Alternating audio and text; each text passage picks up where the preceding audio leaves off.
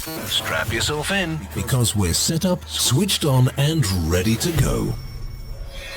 Yes, sir. Reading you loud and clear. Clear. The clock has started. The clock has started.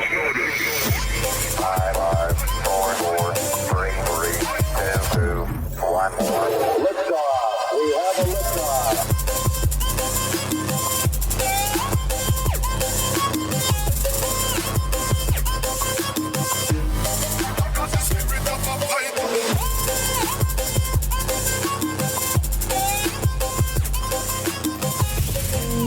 You are now tuned in to this week's episode of our podcast. Today we are going to interview some of the greatest and most influential minds in our field. By sharing our collective expertise, we will show you how to harness, control, and use your own skill set to achieve ultimate success and live the life you want. And now, please welcome your host. Welcome to this week's Smallest Cast podcast. This podcast is designed for small government contractors, service providers, and manufacturers as part of the government contractor ecosystem, connecting people, organizations, and resources. I'm your host, Just Nate, and this week we have DK. Welcome, DK. Thank you, Nate. And we have a special guest. Yes. So first of all, we've been laughing our butt off because he's freaking out about being on. He's having an anxiety attack over here about being on a podcast. So much where he lost all his hair. So what this podcast is about is, who is Doug Hinkley?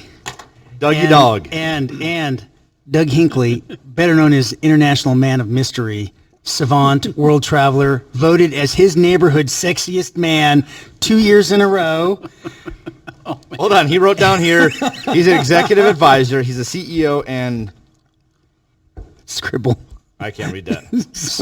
I'm the CEO of my own company, the Ciera Group. That's right. Isn't Sierra spelled with an S? No, my Ciera Group is spelled with a C. Okay, how do you spell Sierra so people know? Ciera, the Ciera Group. The Ciera Group. All right, so we're welcoming Doug Hinkley, who is actually a very good friend of ours and also a mentor. It used to be a good friend of ours. This might end it right here. And so, Doug, tell us a little bit about yourself. You are the CEO of your own company. You also are a consultant, right? What all do you do? You do lots of things. You want me to tell you about me? Yeah, that's kind of the idea. Yeah. You today. What do you do today? We don't know. Or my history. No, we don't want all that. Just what are you doing today? That would take a long time. No, I appreciate it. Where were you born? Thank you for bringing me here. Where were you born? Reno, Nevada. I didn't know that. Yeah. I got married in Reno. That's where the gold mines are, right? There is gold. Well, there is gold. People who who get married in Reno typically get divorced about 2 weeks later. Yeah, well, it's been 30 plus By years. Elvis, by the way. Yeah. Anyway, who is Doug Hinkley? Yeah. So who is Doug Hinkley? Yeah, so I help companies grow. I have my own company. I'm also an executive advisor for federal procurement and contracting, all things federal procurement and contracting with my partner, Charlie Hargett. And what we do today is we help companies grow through writing proposals in the eyes of a former contracting officer. So we have a team of former contracting officers from multiple agencies, from VA, DHA, from DOE, U.S. Air Force, that actually can help write proposals or review proposals in the eyes of a contracting officer. In addition to that, what I do mostly, personally, is I help companies grow by developing a business development pipeline, putting a best practices process into business development, into pipeline management, teaming companies on multiple different GWACs, AWACs, single award contracts with other companies to go win business for small business. We win as teams. We don't win as companies. We win as teams.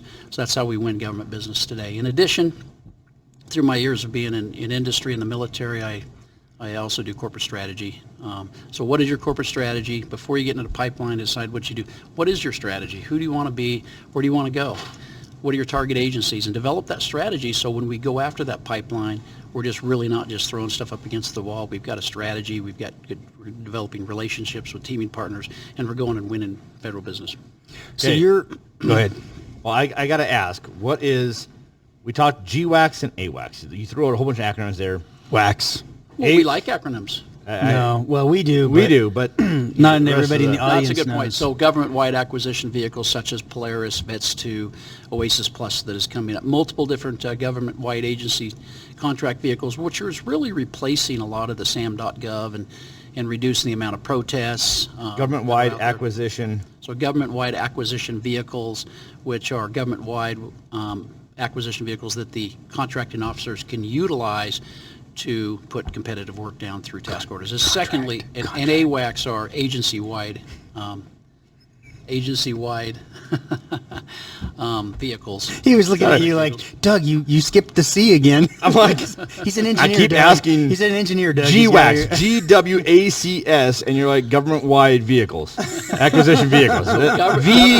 Government-wide acquisition. It's the German pronunciation of the C. It is. I see why he called it Sierra with a C now. That's a good one. I like that. Ba-boom.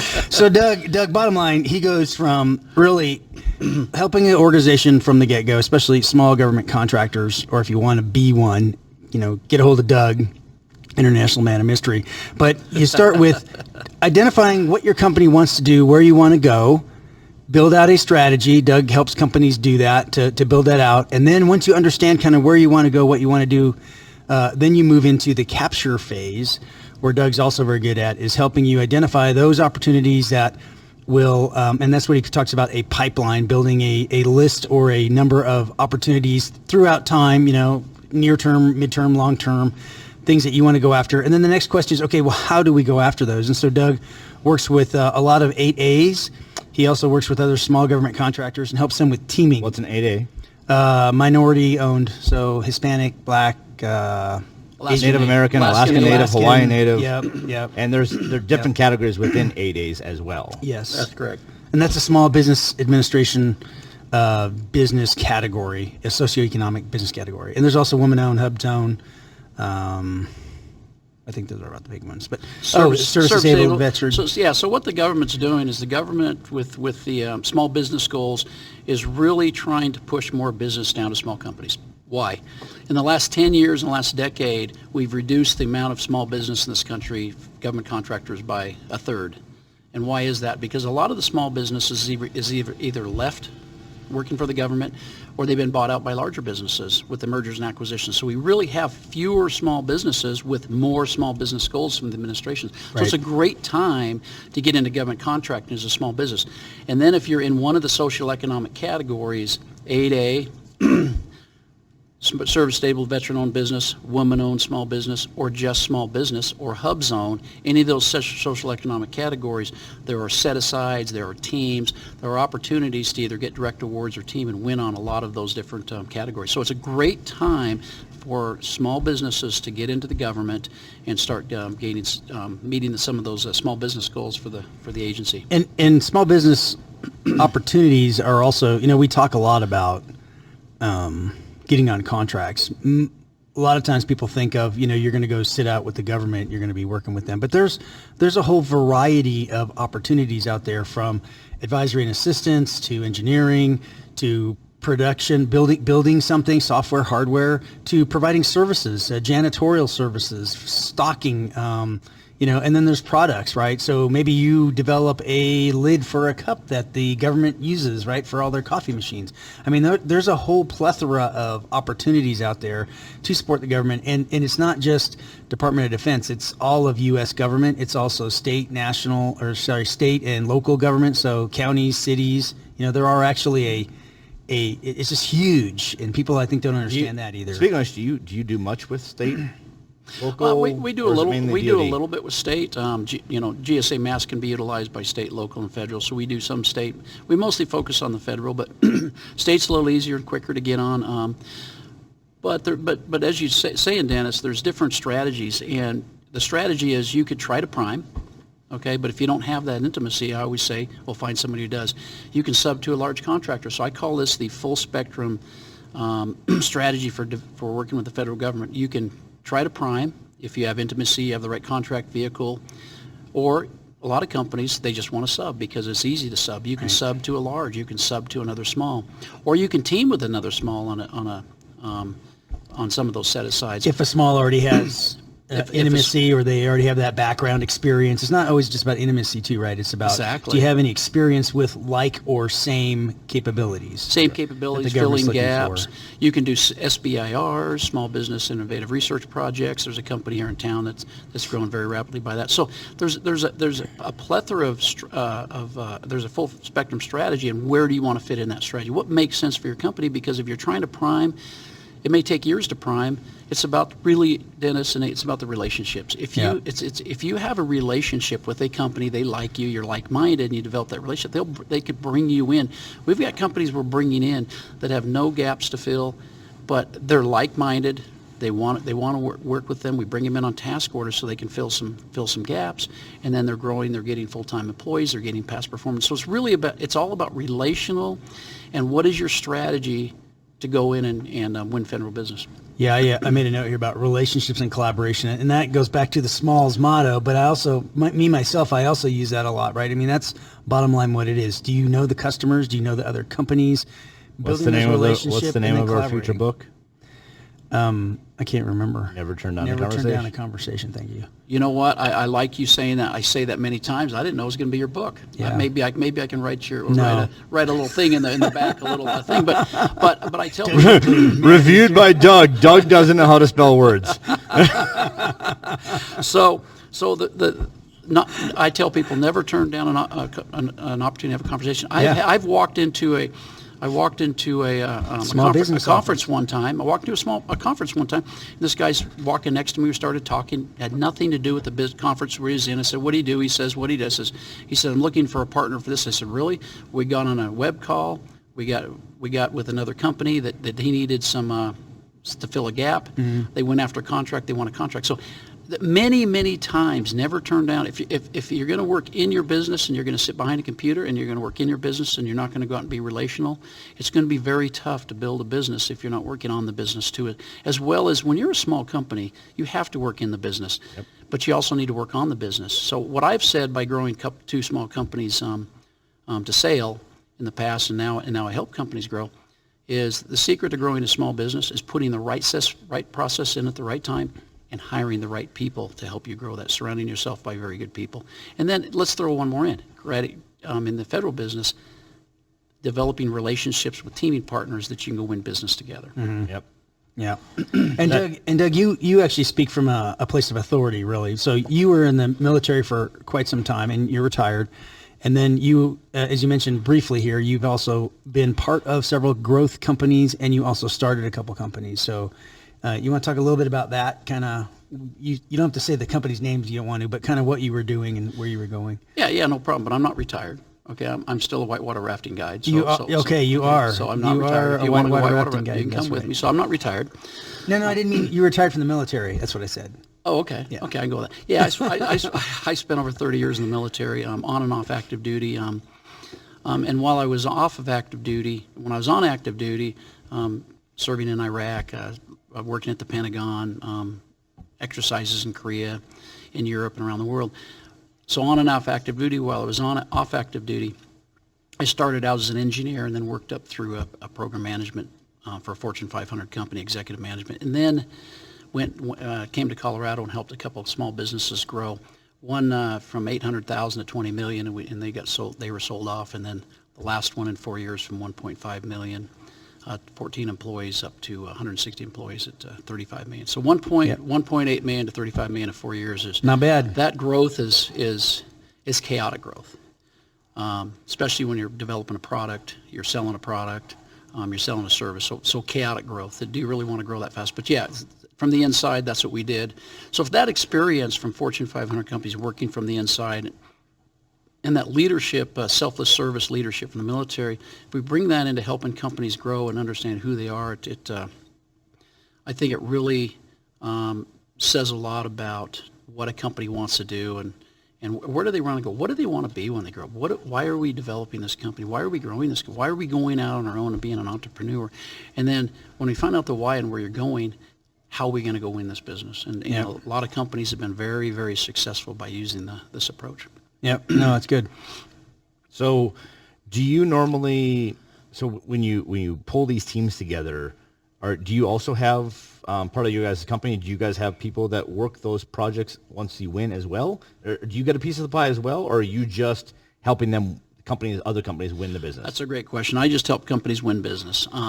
So like today, I had 2 phone calls just coming here with teams they have a gap and they're looking for a company that can fill this gap. If you can bring a company to fill this gap, I need them on my team. Or do you have somebody that's relational in this way? So it's really bringing companies together. But what I do is I help bring companies together. I team them. I'm not in the long term trying to get a piece of pie. And I help companies grow. I don't work from the inside anymore. I work from the outside. I really want to utilize the experience of working within companies up through the organizations, through a vast variety of positions, and the military experience that I have, to really help and mentor and help companies grow from the outside, and really and then get tactical and develop that pipeline and actually go win business. Okay. And hold on. Before you ask the next question, let's pause there. Write your question down, because we're going to go to a quick break. When we come back, we'll find out more about Dougie. Business owners looking for out-of-the-box solutions? 5 Star Bank's Business Solutions Group is here to help you with all your financing needs. When you need a creative, innovative approach that goes beyond traditional solutions, think of 5 Star Bank. We care about the growth of our local business community. With offices in Colorado Springs, Denver, and Trinidad, 5 Star Bank is easy to find. Visit 5star.bank to connect with us today. That's the number 5, STAR.bank. Equal housing lender, member FDIC. Welcome back to this week's Smallcast podcast. This week we have Mr. Doug Hinkley, CEO extraordinaire. He's got a lot of hats. Lots of. He's got a lot of hats. I always ask him, so Doug, what he do needs you, to, otherwise his head would get burned. Which customer do you want me to? What am I talking about? And I'm like, I don't know. You. He's like us, right? He is the ADHD. You got to tell us which hat we're wearing when we sit down for a conversation, because they could merge. Yeah, it could be quantum. It could be smalls. It could be. Well, right after this, I'm heading up to Denver, and I'm Incosi. wearing Incosi hat, smalls, and quantum all at one time for a presentation. I was told by somebody one time I have 5 different personalities. You know, you have. Was that your cat? Well, that the ex-wife, or? Well, let's think about it. You have the personality of being a parent when you're a parent. Yeah. Yep. As a military leader, you have a personality of being a leader. Yep. As an executive, you have a personality of being an executive. Yep. Hanging around Nate and Dennis, you have the personality of hanging around Nate and Dennis. Of wet fish. So your personalities can change, and if you have the same dull personality the whole time, how you going to? So Doug, I want to change gears real quick, because I'm scared. You were like so just so you know, all this stuff is going to be broadcast. We like to have fun during the podcast. That's part of the podcast. So I do want to talk a little bit about your hobbies, though. And I'm not talking about ladies here or anything like that, but I do want to talk about whitewater rafting. Because Doug is a certified. You're like the highest certified whitewater rafting guy out there, right? No, I'm way down. Are you? I'm just way down here. How did you get in? First of all, how did you get into that? And then you do a lot of. So people out there, if you want to talk to Doug about whitewater rafting and maybe get on a whitewater trip with him, he does day trips, overnight trips. He does the whole shebang. But go ahead. Well, that's a great question. So back in 2000, a few years ago, we had I was coming to Fort Carson, and we had about 350 soldiers in a battalion who were coming here to do some exercises. So I set up a whitewater rafting trip with we put 100 soldiers down the river. And we did that with the Air Force Academy Outdoor Recreation Program, and Peterson Outdoor Recreation Program. Since then, I fell in love with rafting. So did all of them come back? That's why I wanted. All of them came back. Well, we had one swim down the gorge, but no, I'm kidding. But he was back in 2 seconds. But we had a guy swim down the gorge. He was back in 2 seconds. He jumped out of a perfectly good raft, and he jumped back in like a fish. But I fell in love, and that's when I was. I'll be honest with you. I was working in the Pentagon, 05 to 07. In the Army Operations Center, and I'm thinking, where do I want to be when I grow? Where do I want? And I fell in love with Colorado. I came here to Breckenridge earlier. I came whitewater rafting, and I said, what would it be like to be those guys?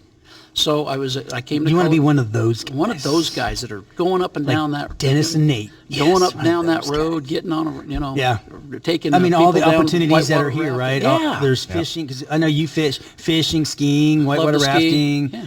So I came here for a startup company, just a little post startup, and I came here at a risk from having a much secure job, and I said, I want to come to Colorado. Brought my kids over, came for kind of a startup company. We grew them, and I fell in love with it. And so I continued to raft with my family and with Boy Scouts and different folks over the time. And one day I was in an overnight, and they said, hey, you should be a raft guide. And I said, well, that's what 22-year-old kids do. I'm only 20, I'm only 26. That's right. Yeah, and with kids, right? And I thought about it. I said, why not? So I went ahead and did the training, and I've been a whitewater rafting guide for over 10 years for the Air Force Academy Outdoor Rec. So we bring military families and their guests and retired military, and now veterans can go utilize those outdoor rec programs. So I work for the Air Force Academy Outdoor Rec program. Every year. Do they have their own rafts, or do you guys we rent the rafts from? Oh, no. Air Force Academy has an entire outdoor rec program. We have our own rafting program, all certified guides. We have a certified Who pays rock for that? climbing program. You do. So it's much lower cost. You pay for it when you go on the pay trips. for We did it last year. The company, remember, we all paid for it. So you have to. But it's lower cost than typically the. It's augmented or whatever. It's self-sufficient. But anyways, we have a great program. New rafts, some of the best equipment, the best trained people. So where's the coolest place you've rafted? You mostly just do here along the Arkansas, right? Have you rafted outside of here? Yeah, I rafted. Well, probably the coolest place I rafted was in the Alps of southern France. Oh, that was a pretty harrowing that experience. was not you rafting. That was you going on a rafting. That was trip. me going on a raft and screaming and yelling because there was nothing ever stopped on the Alps. Just go straight down. Well, I always thought it was funny. People say they raft here, that's good, and I see them all the time. I live next to the Arkansas, so I see it all summer long, spring, summer, fall. Fall not so much because there's lots of rocks. Falls. But where do people, when you see people doing those kayaking, like a single kayaks with a skirt where you can roll, is there any place in Colorado you can do that? Because I'd be afraid I'd be rolling and I'd smack a boulder on my face. No, I mean, you could do that on the entire Arkansas River, Colorado River, but I will tell you, I'm going to tell you a secret. I'm going to tell you a secret. Are you ready? Are you sitting down? Yeah, We You are. sitting down? Yes, Okay. we are. I'm going to tell you a secret. The Arkansas River in Colorado is the most rafted river in the Western Hemisphere. That doesn't surprise me. Yeah. So they put down sometimes 500,000 people raft that river. That doesn't include kayakers and all the other people that utilize that river. So this That's is some rafting. of the great That's rafting. Rafting. Yeah. So this is some of the great rafting, best rafting in the entire country, In the world. In the world. Yeah. Exactly. Yeah. Where I'm from, funny they call this a river, right? Where I'm from, a river is 3 miles wide, right? Yeah. In Missouri. And, Are you from the Gulf of Mexico? No, North Dakota. They have rivers? No. The Missouri River runs right through it. James River. And, very interesting. Well, I didn't know you were from North Dakota, but glad I learned something about you. There you can't go. tell. White boy from North Dakota, northern redneck. Every once in a while, you can hear it in his accent. About Southern Canada, And then he's always like, God, we need some brats and potatoes around here. sausages. And somebody keeps knocking on the door over here. I hear it, yeah. Oh, well. I don't know who it They is. must want in. They do. They can't come in. We're recording live. Well, not live, but we're recording. Yeah. Is this live? No, it's not live. I'm kidding. No. So he's loosening up now. He's past the anxiety now. He's on the There you podcast go. with us. He's come to be with us. He's present. Oh, wow. So what else? So I know you also do fishing, and you're also involved with a lot of veteran activities out there. Can you talk about that a little bit? Yeah, so that's a good We question. can put a plug in for them too. I'm sorry. Yeah, I'll put a plug in for Charlie 22 Outdoors. Charlie 22 Outdoors, you really should go to their website. Charlie 22 Outdoors is a nonprofit organization which helps veterans come together and do outdoor functions. And we just had one up in Buena Vista where we had about 75 veterans come up and fishing, stay in a lodge, family-style dining, and it was great. So bringing veterans together, also a part of an archery group. We do archery on Fridays. And then another group where we do horseback riding every other Wednesday. So really, bringing. Oh, I didn't know about the horseback riding. Yeah. Oh. Yeah. Get on a horse. And, Yeah, I know what horseback riding is. Yeah, you should come. You're a Yeah, veteran. I You're a should. veteran. You can come. I should. Absolutely. You guys can. So that trip, that fishing trip was up at Spring Canyons. I'll put a little plug in for them too. Spring there you go. Canyons up in by Buena Vista there, just up Cottonwood Creek Pass. Is it Cottonwood Pass? Cottonwood Pass. Yeah, Cottonwood, yeah, exactly. And so there's another opportunity for folks out there. And then I also belong to Veterans Expeditions. Veteransexpeditions.com, I think, is their website. They also offer opportunities.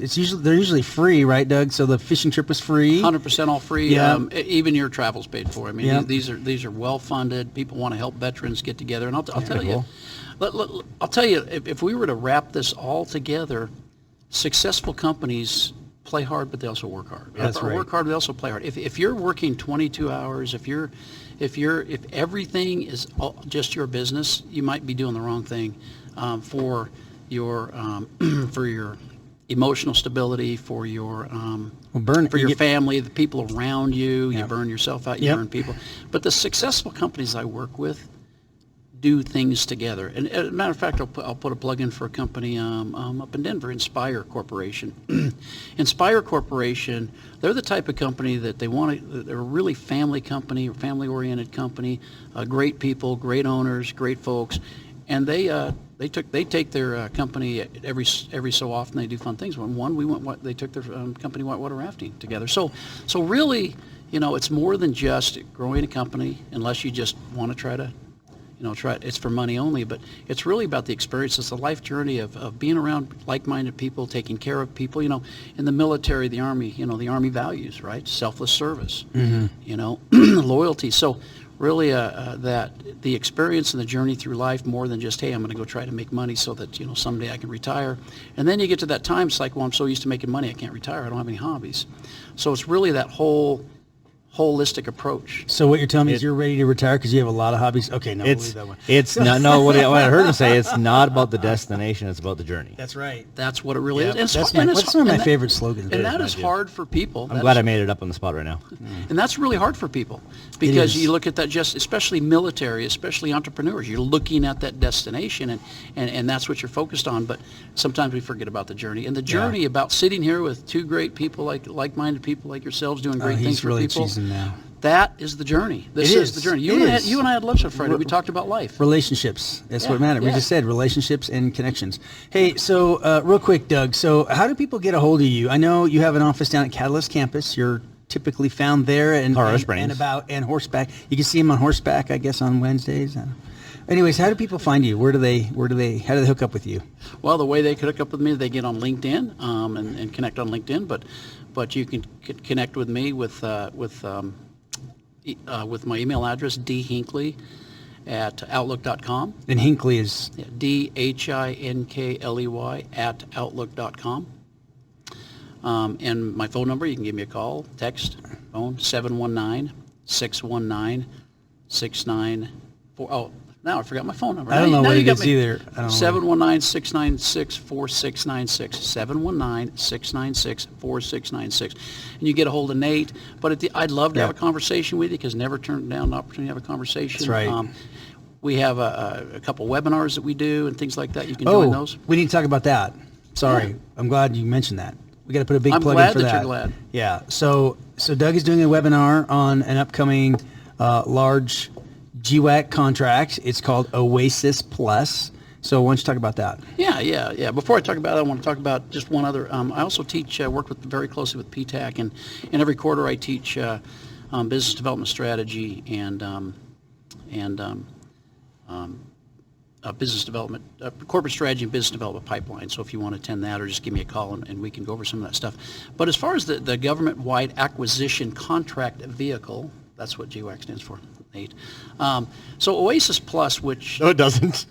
It's an S at the end, not a V. Acquisition contract. Okay, but anyway, government-wide acquisition. Do you see the light come on? I'm going to put a light above his head right there. All right, so here we go. No, but I believe the Oasis Plus contract vehicle coming out is going to be the biggest contract. Well, it is the biggest contract vehicle that GSA-wide, government-wide. This is not specific to an agency, to NGA, or to the U.S. Air Force. This is not only replacing Oasis, but it's much, much bigger than that. And it's a hunting license, right? Yeah, it's a hunting license. You can't play unless you're on there. Now, is this the Oasis Plus? Is that the one for any contracts that are $100 million or over? No. That was Astro. Astro. Yeah, so Oasis is really taking, let's talk a little bit about how it got there.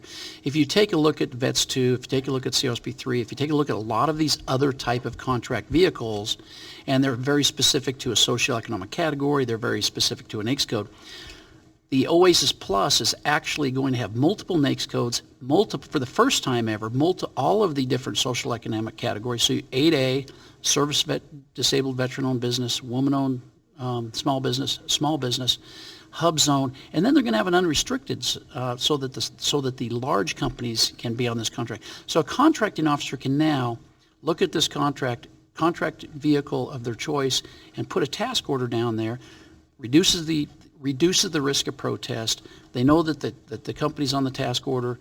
Those teams, again, let's talk teams. It's not a company, it's teams, and you could not even have all the points in yourself. Those teams have the ability to fulfill that work. Right. And then you can do that work. But here's the difference between this GWAC. It's multiple domains. It's multiple NAICS. It's not like a Polaris or a VETS 2 where it's just computer or IT. It's multiple. It's going to have facilities. It's going to have environmental NAICS codes. It's going to have research and development. It's going to have test and engineering. It's going to have intelligence. So multiple NAICS codes, multiple NAICS. The first time ever that the government will have a contract vehicle. Now, It's almost an all-encompassing contract vehicle where they can kind of do whatever they want to do. And here's why they're doing it, Dennis. The important part is there's hundreds of thousands of contracts that go out from the government, and there's only so many contracting officers. Right. So it takes time to go through and do the market research. It takes time, and then the protests and the RFPs. This contract vehicle could be the contracting officer's choice to put it down there, not have to go through the market research, not have to go through all of those different competitions, and just put it down one of these contract vehicles, and only those teams and companies on that contract vehicle compete as a prime. So it's really... So it would behoove companies out there to at least look at it and see how you might be able to fit on there. And you are offering a series of webinars. Yeah, and the next one is next Tuesday morning. What date? What's next Tuesday? Next Tuesday. What's the date? 4th of October. Next Tuesday. Something like that. Let's look real quick here. It's the 4th of October. At what time? Yeah. Next Tuesday, 4 October, at 9 o'clock Mountain Standard Time. Okay. And it is on the Smalls calendar. So if you don't get the Smalls newsletter, you can look at the calendar at www.thesmalls.org, and you can see that on there and register for it. There is a small fee; it's not too expensive. Actually, we put it out free now. Oh, you did? It's with my partner, Charlie Hargett from Federal Procurement and Contracting. Oh, and that's who we do business. Okay. We work together doing business. So we're putting out, hey, what is Oasis Plus? Okay. What is it all about? How do you get on it? Really, and talk about it, because it's a pretty complex. When does it come out? It's predicted that the final RFP will actually come out just after the first of the year. So it's the draft RFP. So this is a good time to Have they find out listed about how it. many companies are going to allow on it? That's a great question. Any teams who make, it's not like Polaris where it's only the top 100 companies. Every team who scores enough points above the threshold will be on it, depending on what the NAICS, what the domain is, and like Dennis says, it's more of a license to hunt. So yeah. Once you get on this, it doesn't mean you won work. It means now you can now you will get opportunities coming to you to say, hey, do you want to bid on this job now? Yeah. But if you're not on it, you're not teaming with somebody, you may not have the opportunity to ever bid on those. Yep. So it's a really important license to hunt, and it streamlines the acquisition process for the contracting officers in the government and for government contractors. So you make a good point. If we don't get on it, and let's say you're on it later on, and you come to me, can you come to me and say, hey, I'm missing this, I don't have this part of my team, you have it, can you bring us on later? Absolutely. As a subcontractor, we can bring you on later. Okay. To Just help can't be a fulfill those prime. gaps. Yeah. Just can't, okay. But it behooves you to get on a team now, because if you're on that team now, whether you bring points or not, when those task orders come out, you're on that team. We're not looking for people. We have a team that can fill those gaps. Yeah. We put it down to the You're team. kind of behind the power curve. Exactly. Yeah. Exactly. So October 4th, you're doing a webinar, and then I think it's every month, right? So you're doing it in October, maybe, is it twice in October, actually? I think it's every other month. I'd have to look at the schedule. It might be every month. But yeah, we're doing it consistently. If you go to that web link, they'll give all the dates that we're doing it. Yep. And you're going to give me that web link so I can put it in the show notes? Yep. Yeah. It's on our newsletter. Sign up through that's right. through Eventbrite on your newsletter and get on that, and we'd love to have you there. Yeah. It's free. come and learn about Oasis Plus contract, and then ask any questions that you have. Yep. And that's why I wanted him on actually today, was because we want to get this out so that the word can get out about his webinar. It'll be out next week. Do a little marketing there, a little threading the marketing. So, okay. Anything else, sir? Yeah. Any other great things you want to tell the massive audience, or, Elon Musk, President Biden, all the people that listen to podcasts? Well, I want to tell you, first of all, we live in a great country, and I appreciate both of you. I appreciate your friendships, and hey, live life and enjoy yourself and be kind all the time. There you go. Sweet. Internet, Doug Hinkley. Be kind, rewind. Oh, wait, I'm showing my age now. That's a Blockbuster thing. So I was just watching a TikTok late last night, early this morning. A lady my age, so in her 20s, grew up in the high school in the 90s. She's like, I know I'm old now. And she goes through, she's at a costume shop. A nursing home? No, she's at a costume shop for Halloween. Halloween's coming up right in 1 month from now. And she's like, I'm trying to buy my kids some costumes. And I come across, all the stuff that the 90s girls used to wear, the same clothes, are now costumes. And she said the worst one is she grabbed, apparently they have props, and they have a prop of a VHS that says Blockbuster across it. She's like, I'm so old now. Do you know what a VHS tape was? If you know what Blockbuster was. Yeah, what is Blockbuster? I haven't heard of it. Yeah. Well, that's because... He's going backwards. Yes. So it came after your time of the silent films. Oh. I can play this game. I play it all day long with these guys. So Nate, Dennis, age is how you feel. That's Go right. Live life, and you That's can right. get whatever age, any age you want. God, I'm like 100. I feel really old today. So, well, Doug, thanks for coming on today. This was great as always, and I look forward to our next lunch together here coming up soon. And also, again, don't forget to reach out to Doug if you are a startup business or even moving forward, and you don't feel like you have a good enough business strategy yet. Get a hold of Doug, and he'll also help you connect with some of these other. He's got a pretty vast network of small companies out there across the country, not just here in Colorado. So if you are interested in that, please reach out to us, and we'll put you in touch with him or him directly. Or if you want to go whitewater rafting, Doug's all down for that. So I think Doug's kind of late yet now. Doug's down for pretty much anything. You want to go camping, Doug will take you camping. Horseback riding, horseback riding, fishing, on a date. Skiing. We got skiing coming up. We're already talking skiing. That's next. And sailing is next. So sailing, yeah. While getting his coffee, he was telling me about a sailing. That's right. Potential Doug here. the sailor. I can see him with his little captain hat on. All right, let's kill this. Okay. Okay. With that, Doug, thanks for joining us, and till next week. Just Nate signing off. Thanks for listening.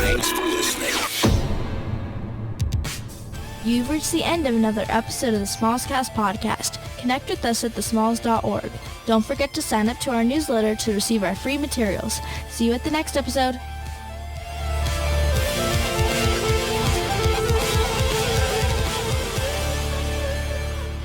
See you at the next episode.